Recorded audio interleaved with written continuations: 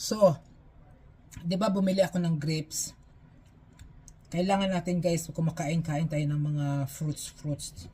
Importante 'yun, talagang importante sa katawan natin 'to. So ito yung grapes na nabili namin.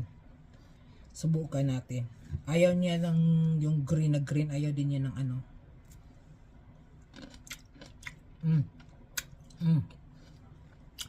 Perfect. Ang tamis. Wala pating seeds.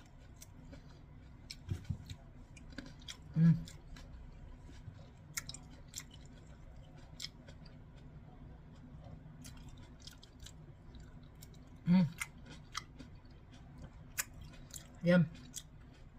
Hindi na ako kakain ng tanghalian ito. Fruits na lang.